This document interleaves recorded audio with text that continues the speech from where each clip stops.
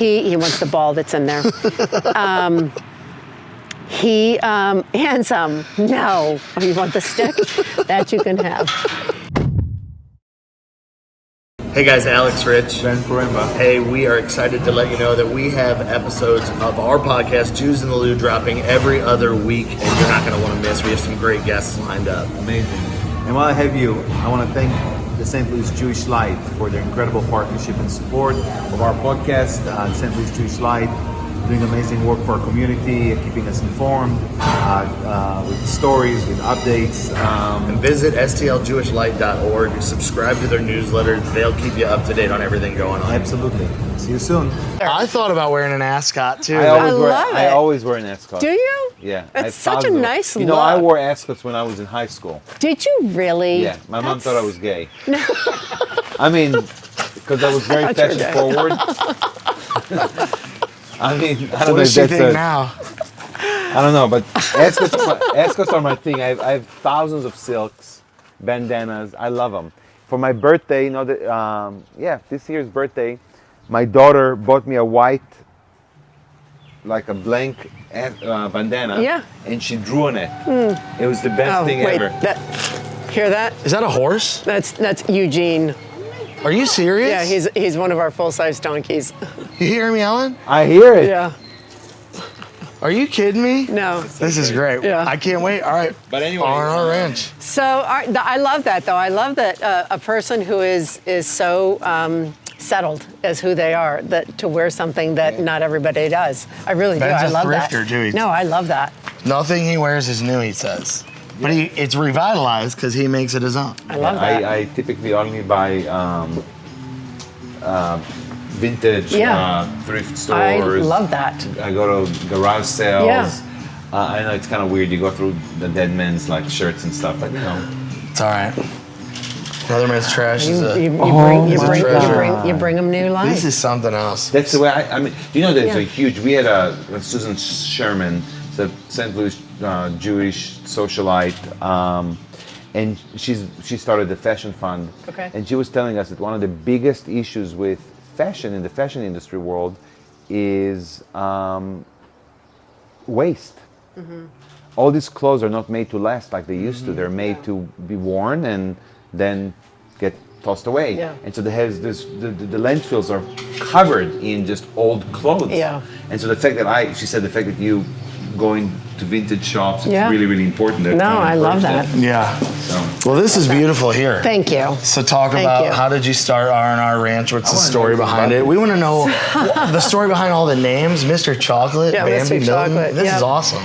Well, that's a lot of questions all at I once. know. Undercover, that's Give a lot us of your ground. deal. We're here for you. This is awesome. So I guess just to say, how did it start? It really was all started by accident. This was not like a lifelong dream of mine. Yes, I liked horses as a child, but I liked all animals as a child. So growing up, this came about later in life. When we were building this barn, we were going to build a cute little 2-stall barn, bring my daughter's first pony home, her first horse home, call it a day, and live a different lifestyle, having horses at home. And then she said, Mom, we should get a Mini. And I was like, we should get a Mini. And so she immediately went online. She found a pair on Craigslist that were in Kansas, and the woman drove them in. They're about 6 hours away, and they are what started the downfall. They were 2 years old, and we were their 4th owner. So 4 owners in 2 years tells you something. Right. We either just bought some really bad horses that nobody likes, or whoever owns them has zero commitment to them. Yeah. And we did our research, we joined some groups, etc. We figured out it's not these horses, other than being shy and unsocialized. There's nothing wrong with them. And 6 weeks later, the woman I bought them from called me. She's like, I'm at an auction. There's a mother and her baby here, and they're going to sell the baby separate, and I thought you might want them. I'm like, no, Mary, I don't want them. I said, I wanted one, I got two. My barn's not built. I'm boarding them. I don't want them. I hope they land somewhere good. And of course, overnight, I'm thinking about this baby, that's 4 months old, that's going to be sold separately. And I called her the next day and I said, Mary, if you will drive them in, I'll take them both. And so now we have four. In 6 weeks. Okay. And that baby is now 12 years old. His mother, we had until her last breath. And it just kept going. 2 girls that were going to be pony ride ponies. We convinced the owner to sell them to me. They both came to us pregnant. So within 6 months, now we've got 6 with 2 on board. Wow. And here we are. You became avid horse Here we lovers, are, right? and still no barn. And here we where are. were they? Where were they? Yeah. I had to board everybody. I was boarding multiple horses, and here we are now, 27 horses later. This is incredible. And you guys have you've been around for how many years now? Well, we got our first 2 11 years ago. So, you could say that's when it started. Yeah. Was when we got them. Look how beautiful this is, though. Thank you. I mean, everything. Honestly, this is not just a little. And you say you don't even have a barn. I mean, what else could? You're giving these horses just the most perfect setup that I think that they could even imagine, right? Well, the thing is that we feel like these horses have been through enough. And give them a place that they can call home and have a life that we think they should have. This is a mini? He's a miniature horse, yes. And you can see the shavings on this side of his back, means that he was just napping and laying down on this side. Stanley was laying down on that side because the shavings are over on him. Can I pet him? Yeah, pet him all right here, yeah. This is who, Mr. Chocolate? This is Mr. Chocolate, and he actually came from the Humane Society, and he's interesting because when I had to board him before our barn was done, I was getting all these terrible reports from the barn owner telling me just how bad of a horse he was. He bites, he kicks, he doesn't get along with the other horses, and I was like, that just does not seem right. And I'll tell you, he's a perfect example of how a horse reacts to their environment. When we were boarding him, he was at a big show barn, and show barns are busy places. They're high energy. You've got horses that are getting ridden. You have horses who are being stalled for whether the rider doesn't come out or they've got an injury that they're on stall rest. You've got different vets coming out. You have different farriers coming out. There's people coming and going all the time. It's loud, it's busy, it's active. And he reacted to that kind of an environment in a stressful way. And so I told my daughter when it was time that our barn was finished, and I said, I'm not going to bring Mr. Chocolate home until you're here with me. She was at school at the time. And so... And how old's your daughter now? 30. And so I said, she came home. We're like, we're doing it. We're going to go get him. So this was almost like a high school dream. Like a high school graduation for her. For her. Yes. And then she's like, bye, Mom. I'm going to school. Anyway, so... You finish up. Finish your story. I'm sorry. Yeah. I cut you off. So anyway, we bring him home, and I kid you not a peep out of him. If there's anything about Mr. Chocolate, it's that he has the funniest personality. He's comical. I always, when we have kids here, I ask him if they have a class clown in the class, and I say, that's who Mr. Chocolate is. I love it. But all of that stress and environment that he was in is gone. What you guys see is what you get. Yeah. This is nap time. This is quiet time. Look at him. And that's who he needed the right environment.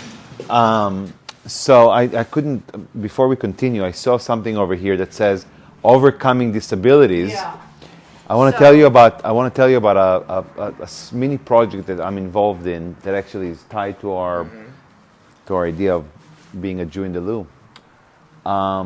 A few weeks ago, maybe a couple months ago now, I had a guest in town, kind of a high-profile person from Israel, who was telling me about this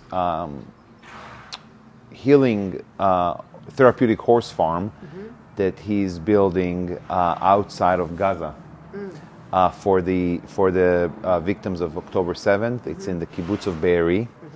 The guy doesn't really know much about horses, but I'll spare the whole story here. But the point was that I introduced him to a few horse people here in town. We're trying to raise some funds for that project.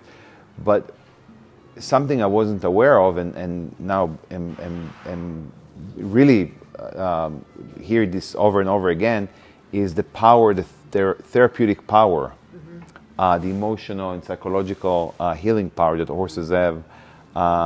Maybe the most successful healing for post-traumatic stress disorder patients are, have them spend time with horses. Yeah. It's incredible. They just feel. They can really quickly assess someone's sort of emotional and psychological status, and they kind of mold themselves to the individual. So pretty fascinating stuff. It is. A horse can detect your heartbeat when you guys walked in the room. They could detect like where you're at. You were exactly. There's a lot of therapeutic benefits we've seen from horses. We have several who are certified for therapy, and we'll go into nursing homes and we go into schools. We've gone into hospitals. We've actually done, very sadly, several end-of-life visits when they ask for a horse, and and it is very moving. It's emotional. It's touching. When we have the Pujols Family Foundation here every year, and we have children, young adults, and older adults with cognitive disabilities. And some of our horses that I would think otherwise like, oh, he's kind of mouthy, let's really watch around him. They just seem to pick up on this energy that has been in this barn, and we have amazing experiences. So and we have like Baker, who's over here. That's Are you kidding me? Look at these guys. These are the horses that are like our size. So These are made for us. These are called dwarf miniature horses. So they are much like a dwarf child. Okay. They are a dwarf horse. They will never get bigger than what you see. They're done growing. How old is this guy? He's 3. No kidding. Wow. Yeah, he's 3. Baker, who's standing at the doorway, is 7. Martha, who's laying down outside, she's our most famous horse. She is 6 years old. Martha's beautiful. Look, these other ones she's are unbelievable. Martha out there but if I showed you on that screen what Martha was like when we got her, you wouldn't think it's the same horse. Her front legs literally looked like they were put on backwards. Wow. Baker, if you saw his legs when we got him, Martha's the queen. The queen will. Martha is the queen, and she definitely will tell you if she's up for a visit or not. But George, look at his mouth. Look at how the teeth don't match. That they have that kind of it's an underbite. It's not a cleft palate, it's an underbite. And so they require special hay. They can't eat the long stem that everybody else does. So we have special hay that's chopped into tiny pieces like this, and it's very soft, and it's easy for them. This is incredible. Every single one of them, you really would not believe what they were like. If I showed you Bernard's feet when we got him, and he came from someone in mid-Missouri who was in tears having to give him up and saying how much she loved him.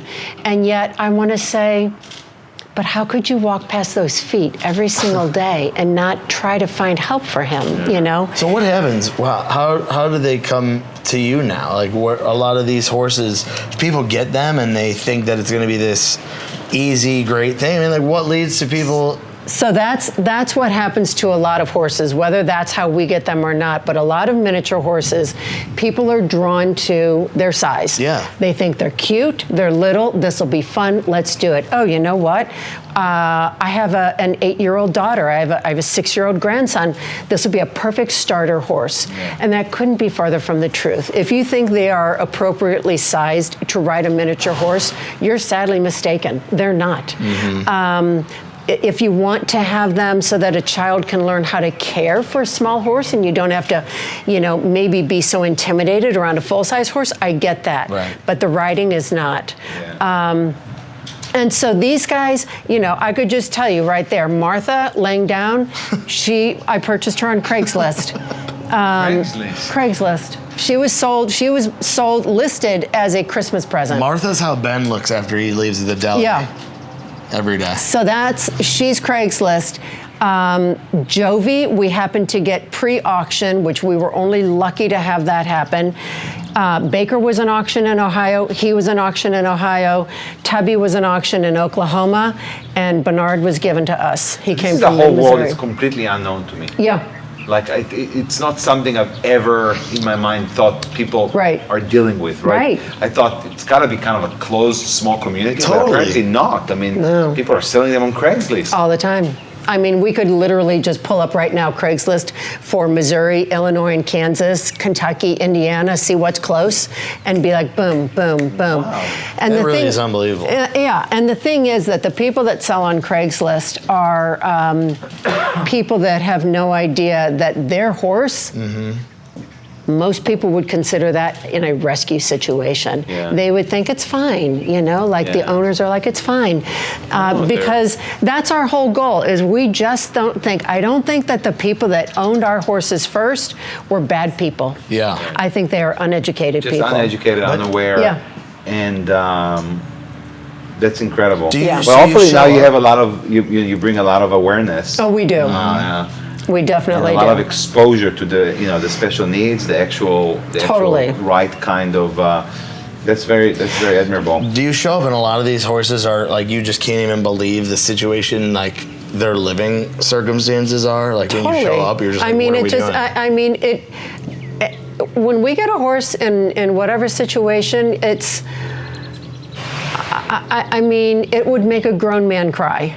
To think how this horse has been living like this for how long, and it's very sad, and it's very I hate to think of their history, and yet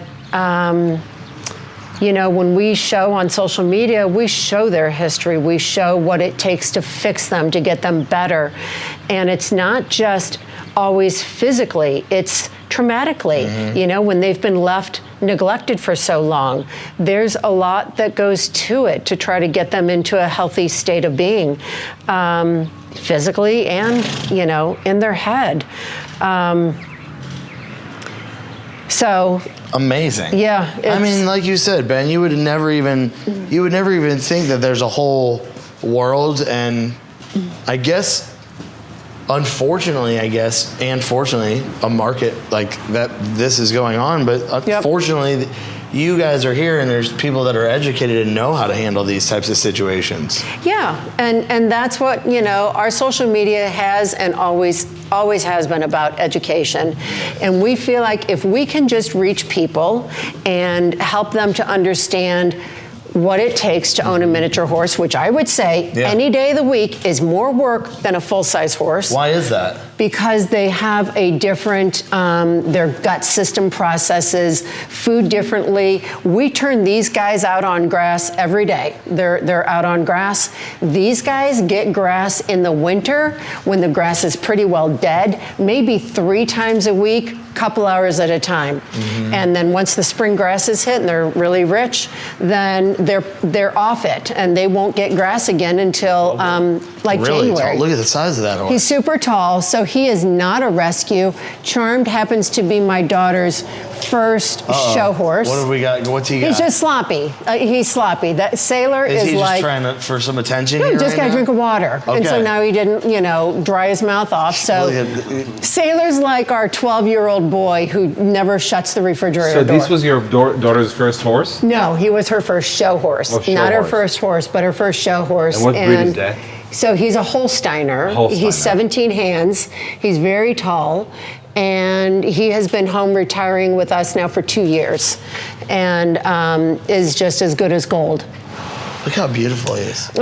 I'm kicking myself right now for not getting my daughter early from school and bringing her over here. She is going to be so upset with me that this is so what I got cool. to experience Well, today. she'll come out another She'll time. come out another day. She'll Did come out you another obviously we talked about your daughter like being the reason for the horses kind of becoming a thing, but did you grow up ever thinking this is something that you would do?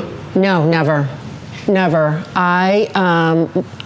But as an adult, I was around horses a lot because my daughter started riding when she was 7 years old. And so when she stuck with it, by the time she was 10, we're like, okay, you know what? She's consistent. She's out there all the time. We got her first pony, which we still have to this day. No way. Yep.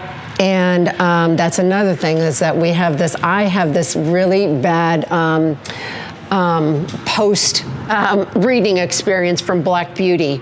If you guys have never read the story of Black Beauty, well, the story is how it shows these horses who have wonderful lives. And then when the owner is sick or dies, they are sold and they go on to different owners and they have different owners throughout their life. And some are good people and others are not. And they have good lives and they have bad lives. And I cannot contribute to not knowing where our horses may end. And so every one of our horses will, Once you get them, they're with you. they are with us. They are with us. And so Charmed is 26 years old.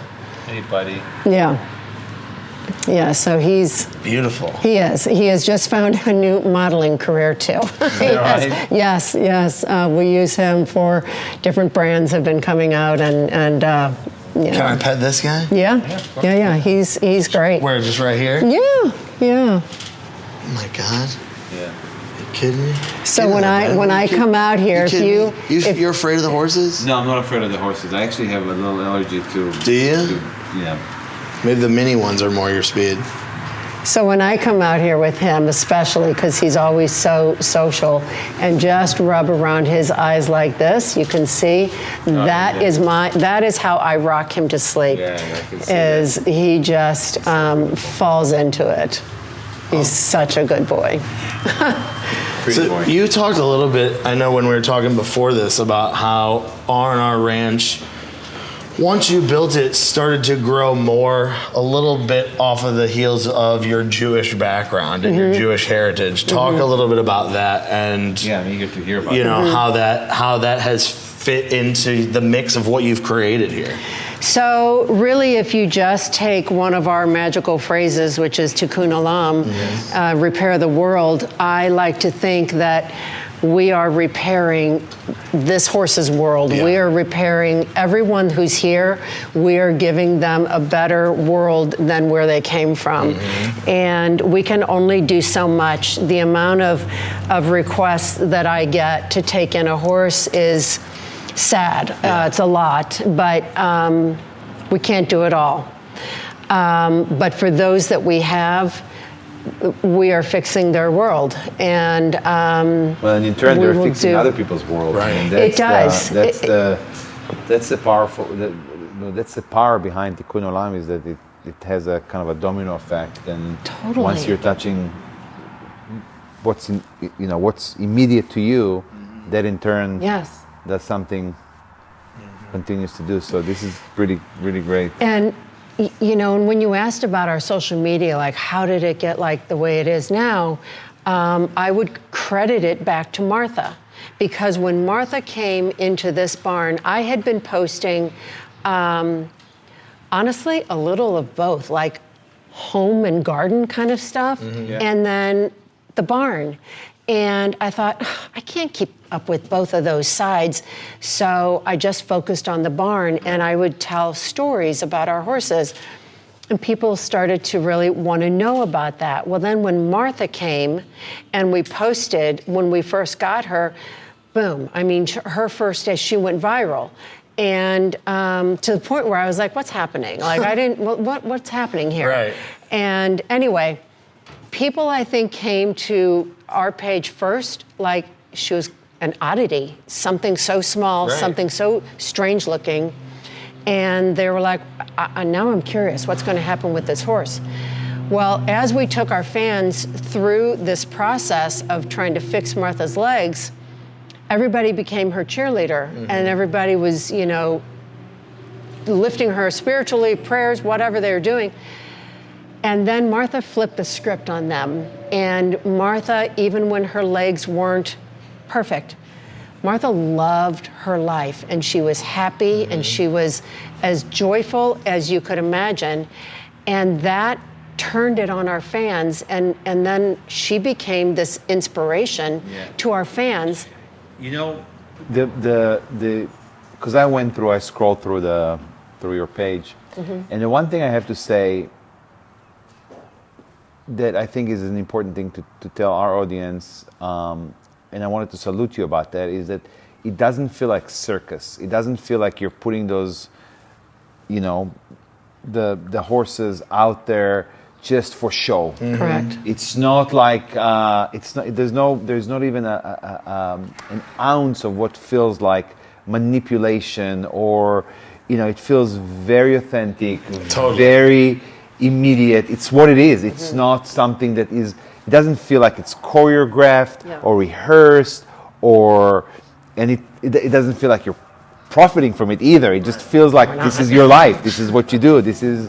So anyway, it's important for me to say, because I know we're going to get people saying, "Oh, these animals are probably just being put on a stage," and then when the camera's off. No, folks, this is what it is. It's really. Yeah.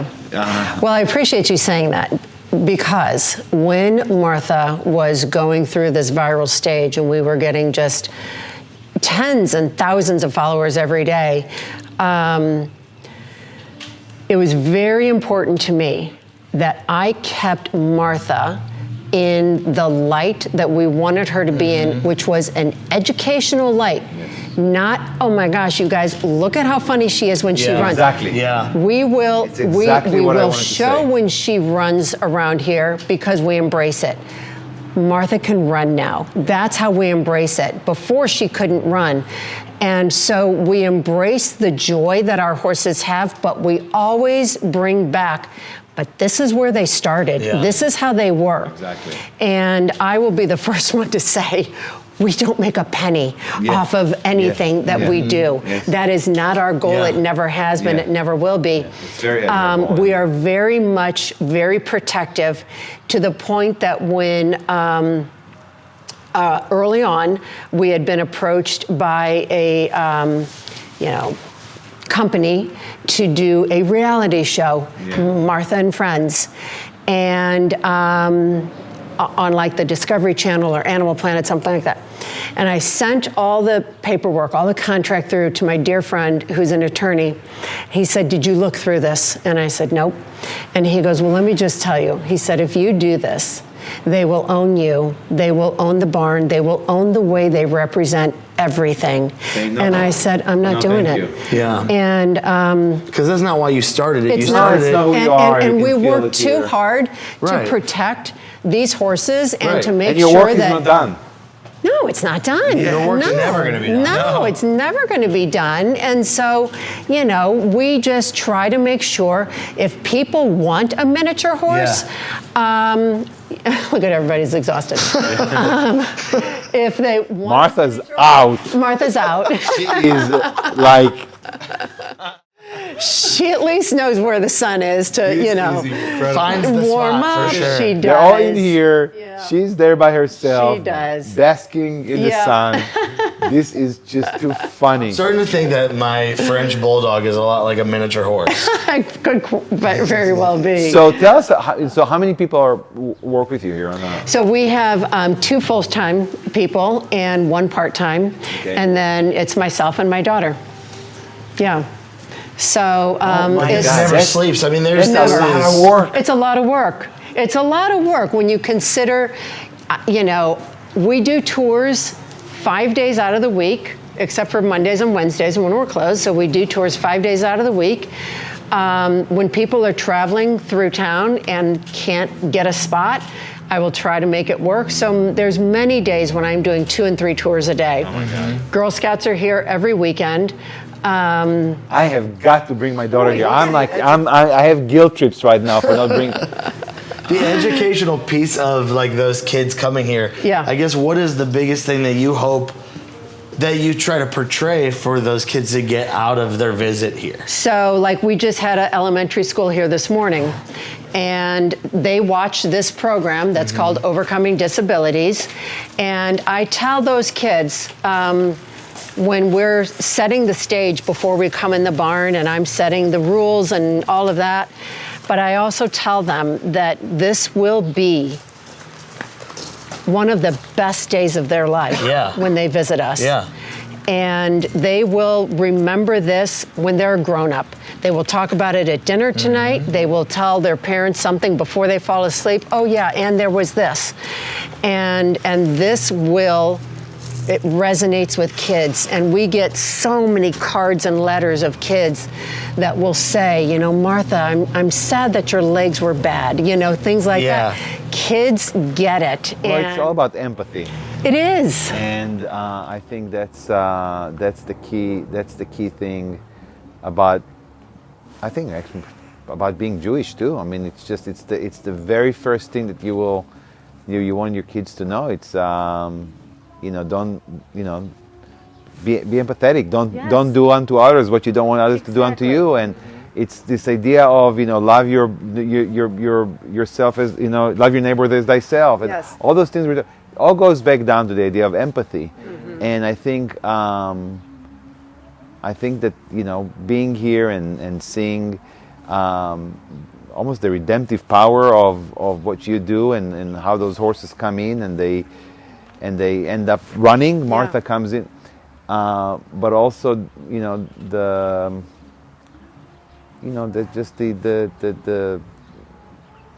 what am I trying to say? The innocence, the tranquility, it all gets absorbed. Kids are like sponges. I see my daughter, I see my son. Empathy is so important, and empathy is not. It's not something that necessarily can be taught with words. It's usually at this age. It's just shown. It's a feeling. It's a feeling. It is, and these kids, they feel it. They never want to leave handsome when they walk out of here either. I think adversity has a lot to do with it as well because, if you're tying it back to kind of what you said about Judaism, we've all, as Jews, faced adversity along the way somewhere in life, and so have all of these horses here. Yeah. And I think that that's kind of cool that, that's the, I guess, mentality or a little bit of the backstory of how you began. It's like you have these horses back. Just kind of, Ben and I talk about it, like, naturally being Jewish, you always just kind of have, even if we've never met or we don't know each other, you just kind of always have other people's backs because you know the obstacles that they have been through. You know that there's been things in life where, we've all felt hate or felt unwelcomed or felt a sense of, I guess, uneasiness regardless of whatever we're doing in life. And I think that that's cool to, you tie back to the horses here. Yeah. They've all had their own situation that's gotten them to here. Totally. And I think that there's also a very big part of the if not me, who? If not now, when? Yeah, exactly. And when my daughter and I were at an auction 2 years ago in mid-Missouri, which we never go to, but we went, we always bid over the phone, but we went to this one because it was so close. And there was 3 dwarfs that were for sale. One had really bad legs, and we thought, let's go get it. And we immediately got outbid. But there was a donkey that was there. We had to sit through like 3 hours of donkeys going through. And this donkey was a full-size donkey, so he was not our, cup of tea. He's a full-size donkey, and when they brought him through this sale pen, and he literally was like this, walking, and I couldn't stand it. And as they're prodding him along to move faster, and nobody bid on him, and I couldn't take it, and I went like this when they prodded him to get him out of there. And the auctioneer said, "You want him?" And I said, "Yes." Yeah. And I paid $50 for him because I thought, I can't, somebody has to help that poor animal. And he was an 18-month project for us. Wow. Is he who we heard yelling That's earlier? Eugene that you heard, yeah. We'll he's in we'll go down and see Eugene. Well, we'd have to walk through the woods, which I'm happy to do, but he's in our barn that's down there. I mean, How big is the property? We have 32 acres. 32 acres. Yeah. Unbelievable. Yeah. Yeah, I mean, if you want to walk down there, I'm happy to take you guys. We're following your lead. We're following your lead. All right, well. First of all, let me just say how peaceful and tranquil with the water and the greenery. Thank you. It really feels good in here. Thank you. And you don't feel like you're in Wildwood. Well, I really do think that the noise of the road just kind of washes out. Mm-hmm. And yet, when we built this place, the inclination of everyone who was, helping us build it, our contractors and the landscape, their inclination was to berm us up along the road so that we had this shield from the road. And I said, no. I said, look, if I was little and I wanted to drive by and see horses outside, I want kids to be, can we go drive by that place? I do not want to be hidden. And so we are very public along the road. Yeah. That's incredible. And so, we enjoy it. We love the community. We try to do a lot of things for them. And give back. He must see the horses eat the grass, so Handsome goes in. Handsome quit. He's just a dog at some point, that will do that. One thing I gotta say, you always like to talk about adversity and all that stuff. I'm less interested in that. But what I am interested in, a strong feature of Jewish life or Jewish identity, is legacy making. And I think typically people have this idea that you build it and you work your entire life to get to a place where but what I feel like it is usually the case is that it comes to you and it's what you do with it. I don't think you, like you said, had this idea, this grandiose idea 20 years ago that you're going to be this incredible facility and do really God's work. Right. And you had simple ideas. Yeah. And simple ideas became a little more complicated. Yeah. And then and now when you kind of close your eyes, it's a full legacy that you've built, that hopefully your daughter is going to take after, and hopefully this is just. But it's an important thing to talk about, because legacy is what you do with what you have right in front of you, and those are the opportunities that can become really, really big. Even that little thing, this little simple idea that I don't want to close off the road. I want to be part of it. I don't want to be it's not my own thing. I'm doing this as part of a landscape. Anyway, a lot of great things, not just a lot of life lessons here, Well, thank you. I mean, we do, if I had known that this was all going to be like this, I don't think I would have bought a house in Florida. Because so what was life for you before? What? I mean, when we were building this, we had a very, flexible, Sure. lifestyle. Let's put it that way. My kids were my two older kids were, just finishing college. My youngest was just going into college.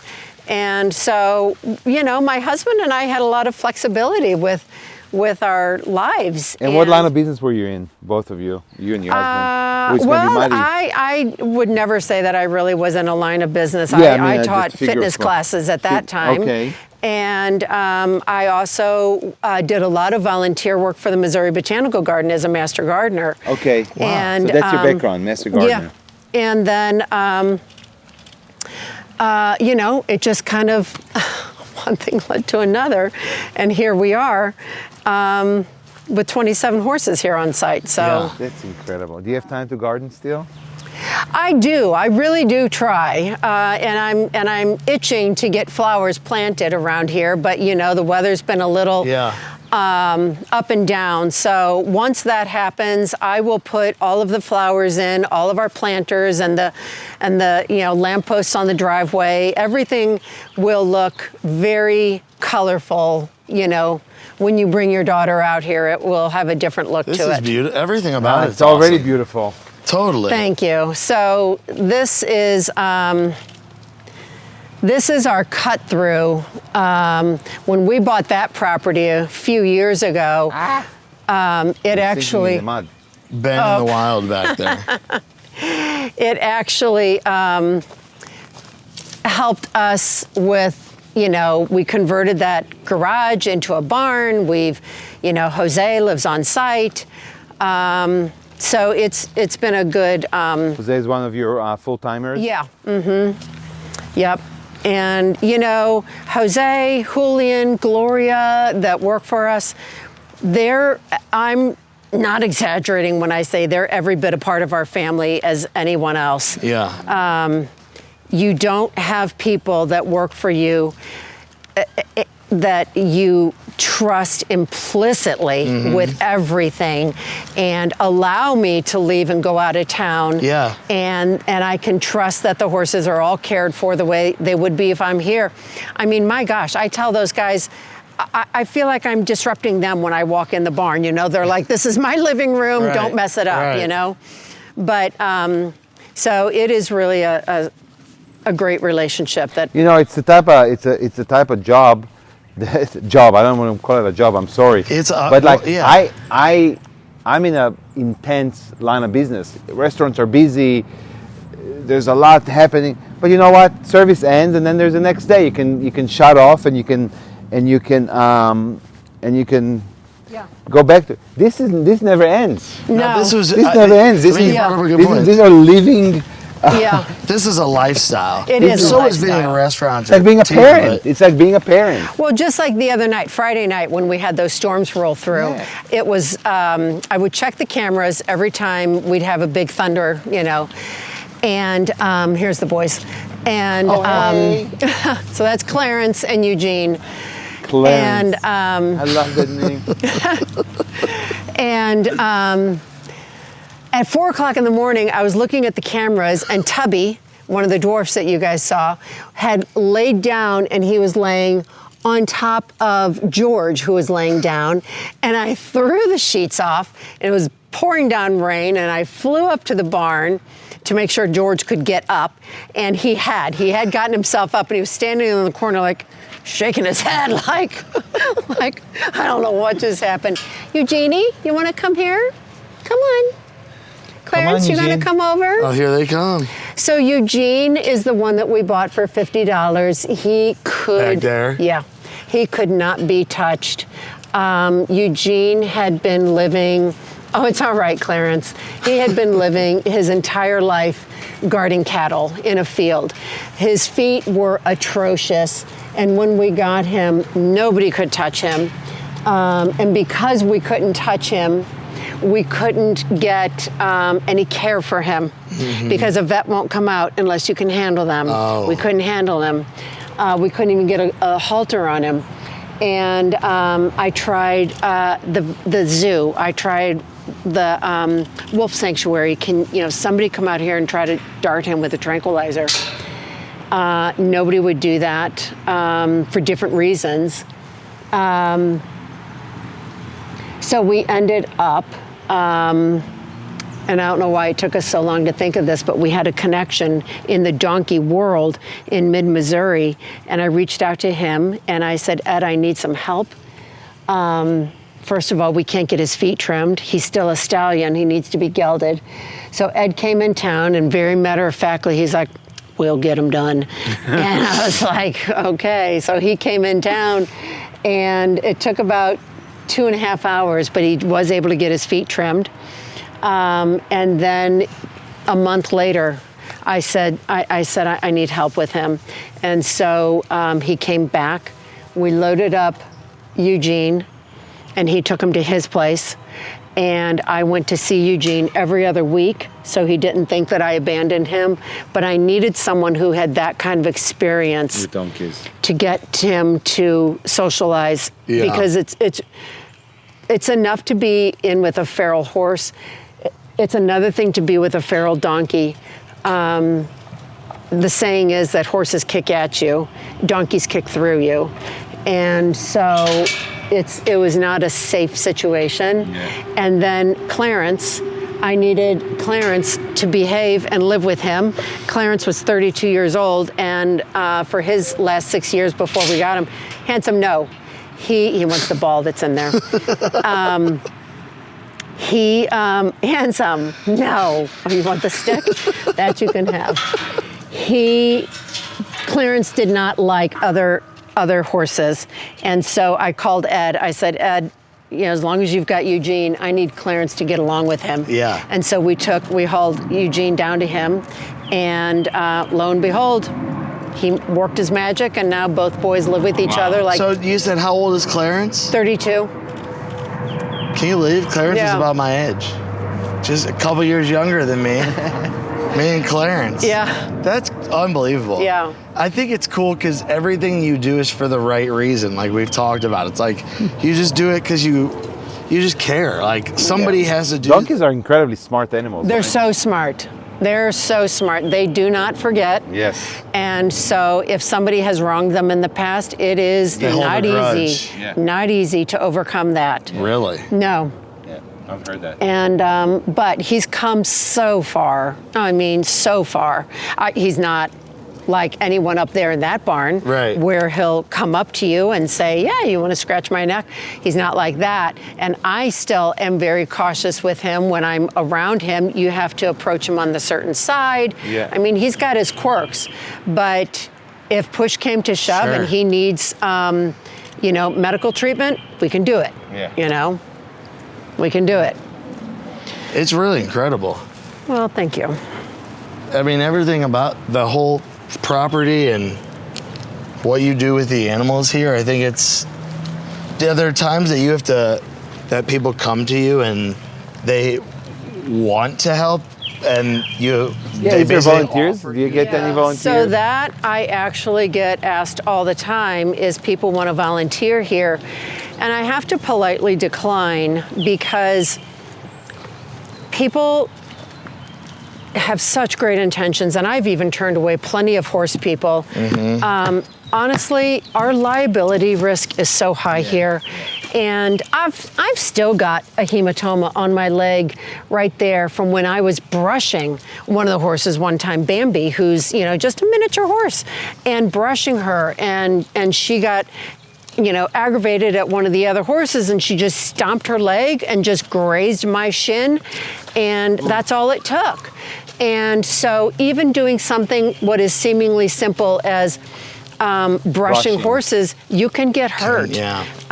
Anybody can try to rub their butt on you to get, scratch their butt and push you over, even the little ones. Right. So it's just not something that I'm willing to risk anybody getting hurt just because they want to be out here. It's, like I said, it's enough that we let people come out here to visit us. Right. And so... and you're busy with that. Very busy with that, but we keep a lot of rules in place, I mean, I have to. And thank God it works, Mm-hmm. no issues. But yeah, there's there's a lot of good people that are out there that want to help. Right. Now you're originally from St. Louis. Yeah. Talk about your background a little bit. I know Ben asked kind of a little bit about what you did before this, but we always like to say, did you have a bat mitzvah growing up, tying it back to the Jewish? Yeah, so, I grew up in Creve Coeur, went to Parkway Central. Oh, wow. My maiden name is Rothberg, and I did not get bat mitzvahed. I was confirmed, and at United Hebrew, which is still Same has here. been my temple lifelong. And I grew up. Which is interesting, and I don't mean to interrupt. No. But you said you got confirmed, but no bat mitzvah. Correct. Which is interesting because I knew a lot of people that when they had their bar bat mitzvah, that was it for them, and they didn't even make it all the way to confirmation. Totally. That's a rare case that I have not heard that much. I actually think that it was More a common. lot of people my age were confirmants. Because it's a reform, there was the reform. Bar mitzvah wasn't as important. A lot of those ideas were taken from Protestant Christianity and confirmation, which is not very typical in Orthodoxy. Right. Is very, very, it was, the importance was put on confirmation and not on anything else for Reform Judaism. But so you'd find a lot of people, like the synagogue that we're going to have my son's bar mitzvah at, Temple Emmanuel, didn't used to do any bar mitzvahs, only confirmations. Really? Yeah, now they also do bar mitzvahs. Yeah. So, and who's this? So these are the girls. So you if you're not going to pet Charm, you definitely don't want to pet Toasty. These are the girls, and if you do want to see anything on that big screen, if you saw what they looked like when we got them, they were the worst case of animal neglect for horses in the state of Missouri in 2018. And that's what we try to impress upon people when they're here. When you get tired of taking care of a horse, when you don't want to go out in the cold, you don't want to go out in the rain, and you make all these excuses like, well, there's enough grass, there's some water, there's a creek. And then that becomes day after day after day until these horses are so long gone, so far neglected, that they just live in like a stupor. We try to show what happens when they get into that state. Right. Horses that live with people, domestic horses, cannot take care of themselves. They are not wild. I always say Mother Nature takes care of the wild ones. Their food is miles away, so they're traveling over rocky terrain that's naturally filing down those hoofs. But a horse that lives in someone's backyard, it's just standing around on dirt or something, Totally. Doesn't do any good for them. So before I cut you off, you were talking about you said you were confirmed. I was confirmed, yes, at Unite Hebrew. And then, as far as my upbringing goes, my parents, my mom was not Jewish, born Jewish, but she converted to marry my dad. And so I was raised in this quasi-dual religious household. Only in the sense that, not religious in the sense that we also studied or practiced anything. She was Protestant before she married my dad. But did we have a Christmas tree? Yeah. We did. Did I get an Easter basket on Easter? Yes, But did you just stay there on Passover? Yeah, so we had that with my relatives, And so my husband's not Jewish, and so there is just this blending, but to me, Judaism is it's a way of life. Yeah. Totally. It's just how you live. Right. And so I have tried to instill that in my kids, and whether or not they're all three very different, but it's interesting that when a problem has come up in their life, Mom, what's Rabbi Rosenberg's phone number? And that's who can help them. And so that makes me happy, that when they need help, when they need guidance, when there's a big problem that they're having a difficult time figuring out, when, each one of them wanted to get married, and Rabbi Rosenberg married my daughter, Cantor Eicher married my son, and then my oldest son was married in New York by her family's rabbi. But that makes a very cohesive, Well, of course. I mean, so you're informed. You're still connected to your identity. Yes. That's everything, right? It is. It is. So, yeah. I love that you're playing music out here. Thank you. I love it too. It is a very nice, relaxed vibe. Do the horses enjoy the music? They do. So we just keep on like a light, low jazz, station. Who are we listening to right now? Frank. Is it a little Frank? It might be. This is a station called Jazz Pop Radio. It's Jazz Covers Pops. This is nice. actually Bobby Caldwell, Beyond the Sea. Yeah. Yeah, this is, how could you not love just hanging out here? How much do you leave here? Do you ever leave, honestly? I do. You would leave too. You need a break. What? It's, for us coming in here, plugging in, it's all serene and beautiful. We actually also came in a beautiful day. We got a single cloud in the sky. Yeah. It is beautiful breeze, but I'm sure that the day in and day out, it's a lot of work. So yeah, like everything else, you need a little break. You need to unplug. It's a lot, and my son. Your house is back there. My house is over there. Yeah. Now, do you have grandkids? I have a grandson in New York, so I go up there once a month, and soon-to-be grandchild here. Nice. So yeah, so it is a busy life. I love it. Yeah, thank you. Do you ever throw events out here? I know this is kind of a weird thing, but do you guys throw events? So my kids have all been married here, Okay. except for my oldest son. They've been married here. We had a gala here for United Hebrew. Okay. We hosted. We do different community events. Does it drive the horses crazy? No. There's If a it lot of did, I people? wouldn't do it. Yeah. If they're bad people, they can read people, remember? They can sense I that mean, there's... I have always said, the minute our horses don't like tours, we're done. Yeah. But they're very social because we set the groundwork so hard for visitors. There's only one way to behave inside our barn or around our horses, and that happens. I mean, Yeah. people live up to it. So yeah, we've had, we'll have another school here tomorrow morning. We have a senior living center coming on the heels of them, leaving tomorrow. We had a community Easter egg hunt here on Friday. We had 60 kids. We do a holiday open house for 500. Wow. We do. So 500 people. Yeah. So we stagger it by time. People have to sign up. We stagger it by time. We have there's a church down the road that we have a shuttle that people park, and then they use the shuttle, they get off, and then we have all kinds of activities. And this is it's literally just something that we do for the kids, for the community, but I'll be honest, I mean, I get just as much fun out of it as anyone else. We do trick-or-treating for the kids. They get to trick-or-treat down the driveway in their costumes, and the horses are handing out the candy at different stations. So that's always a lot of fun. And, we do stuff to let kids grow up having some fun memories, and a good thing to look forward. I think it's incredible.